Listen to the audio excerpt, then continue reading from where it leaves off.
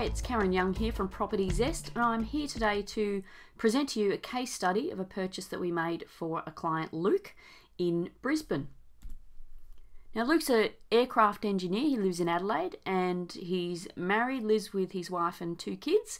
He has a principal place of residence. He also has one NRAS property that he has tenants in currently, and he has another NRAS property being built off the plan. He's quite well read and researched when it comes to investing, but he just has no time, and logistically it's very difficult to manage a purchase interstate and get to feel like you've thoroughly investigated and inspected properties when you live a long way away. So that's why he contacted Property Zest to help him with his purchase. The first thing that we do with the client is to discuss the brief. We want to get a shared understanding of what it is that we're looking for, and this makes sure that we're all on the same page, we're all in agreement on what we're actually looking for, and it makes our search much more efficient and effective.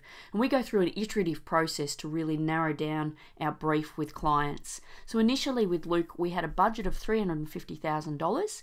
And he had mentioned he was interested in Brisbane, Moreton Bay, Toowoomba, Gladstone, Townsville, Mackay, Roma, Emerald, Rockhampton. These were all potential locations discussed. He was looking for a new to newish property, and it was going to be a long-term buy and hold in his self-managed super fund, so he's looking for growth potential. Now, with all those locations to choose from, we've obviously got a lot of options there, and we really needed to narrow down. So what we did was we took the locations that we discussed with Luke initially, and we split them into 2 groups, the Brisbane locations and the regional locations. And then we conducted high-level analysis of the locations against his criteria to try and present to him where we thought the pros and cons were and what areas we felt were best suited. So we presented 2 reports to him. The first was a location analysis report on the Brisbane locations. And what we found in Brisbane was that looking for new to newish properties at $350,000, there were a couple of key locations that we could find those sorts of properties. One was Fitzgibbon in the north of Brisbane. Another was in the Moreton Bay area, particularly around Rothwell, North Lakes area. And then another was in the Ipswich area, where there are newer properties within our budget. So we presented our reports to Luke, and he looked at those, and then we talked about them together to come up with what we thought were the best potentials within that. And then the next thing that we did was present our regional report. We looked into Gladstone, Mackay, Rockhampton, Toowoomba and Townsville, and we assessed which locations we thought were best suited to the criteria once again, and we came up with Rockhampton, Toowoomba and Townsville, and we presented that report to Luke as well and how to talk about it. Now from there we went back and then looked at our brief and revised our brief, and Luke decided, after weighing up the pros and cons of these areas and discussing them with us and our recommendations, he decided to focus in on the Brisbane locations, particularly Fitzgibbon, Rothwell and North Lakes. So his buying criteria is able to be narrowed down to those locations. So he's looking to near new 3-bedroom plus house, neutral to positive cash flow at 70% LVR within his self-managed super fund. So as you can see, our brief is already becoming a bit more focused. So the next thing we did was we looked at those 3 locations, Fitzgibbon, Rothwell and North Lakes, and we conducted a more detailed analysis on these target spots. And we presented our target analysis report to him and discussed it. We looked at things like the style of housing, the pricing of the houses available, the median house prices of the suburbs and the surrounding suburbs. We looked at all the numbers relative to growth in the area over time, rental yields, etc. We looked at sample properties from each of these areas. We looked at the services and amenities and the major projects, and we presented all that to Luke in our target locations report. And from that, we then once again revisited our brief and narrowed down. So we were now focused in on Rothwell and North Lakes. And it was at this point in time that we actually hit the net, hit the phone and hit the streets to do research into actual properties on the market. So we did a lot of inspections in Rothwell, Mango Hill and North Lakes over a period of time. And we always put all of our information into the spreadsheets that we share with Luke, and we can discuss the cash flow of the properties. We can discuss, what land size they're on, the estimated buying prices, the rental yields, all that sort of thing. So from our initial set of inspections, Luke decided that he wanted to focus in on the North Lakes area. Rothwell had very good yields and new style housing, which met the criteria, but we decided that the North Lakes was more of a family demographic with better growth potential. And so Luke chose North Lakes out of the 2 locations, so we now had a very focused buying criteria that we could work with. So then we really got to know North Lakes very well and did a lot of work in terms of understanding the location, the facilities and services existing and planned.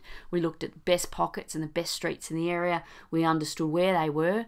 We inspected either drive-by or internal inspections over 50 properties. We developed a shortlist, and then we began negotiations on the top property that we liked from our inspections and research. So the property that we actually picked as our top choice was a 4-bedroom, 2-bathroom home built in 2004. It was on a 429 square metre block. It was in a more established part of North Lakes at the end of a cul-de-sac, so a really nice position. It was an ex-display home, so it had the high ceilings, the quality finishes, and it had a really good tenant in there who was keeping the house in an immaculate condition. It was tenanted at $400 a week. Now the property had been on the market for 90 days with no offers, which we're really surprised at. It was listed initially at $399, offers over $399, and they'd recently dropped that to offers over $389. And this is the property here. As you can see, really nicely presented home, both externally and internally. Nice dining, kitchen, lounge areas, just really well presented. In terms of the numbers, we assess the numbers both outside and inside the self-managed super fund. As you can see on the left there, if you were holding this property outside of super at a purchase price of say $375, returning $400 a week on a 100% LVR, we're looking around about negative $75 a week. Inside of super, the LVR would be different, so it's going to be 70%, and also the tax rate would be different as well, so 15% tax inside of super. So we're looking at different cash flows here, looking at about $21 a week inside of super. Now, we did a lot of due diligence on the property. We looked at zoning, rental yield, and the lease that was in place. We looked at past recent sales in the street and the immediate location. We looked at flood maps, drainage, insurance quotes, council plans, and predicted growth for the area. And then we ended up commencing our negotiations with an offer of $370,000. Note that our budget was initially $350,000, but after discussion with Luke, we all decided that the quality of homes we were finding a bit over that $350,000 mark was a bit better, and Luke decided to up the budget a little.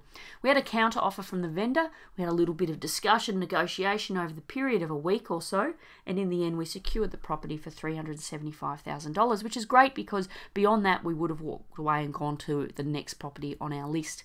Now in the settlement period, you know there's lots and lots to do. We had solicitors looking at contracts, conducting property searches, building and pest inspections, finance had to be arranged, and Luke was super organised in terms of getting documents back to the bank, but the bank still slowed us down here and caused us to delay the settlement by 2 days, which is always a nerve-wracking situation. We looked at insurance quotes. We had a quantity surveyor that Luke actually wanted to use to, he teed up the quantity surveyor to do the depreciation, and we conducted property manager interviews. So the house is settled now, which is fantastic. Good little location, great little property, and Luke's very happy with it. We're now on to purchase number 2 with Luke, which is fantastic. He's looking in the Ipswich or Toowoomba areas. So we'll be interviewing Luke coming up soon on the Everyday Property Investing podcast, so stay tuned for that. And I hope you've enjoyed this case study. Of course, if you would like assistance with purchasing property in Queensland, both in Brisbane or regional areas, feel free to give me a call. I'd love to chat about it with you. See you next time.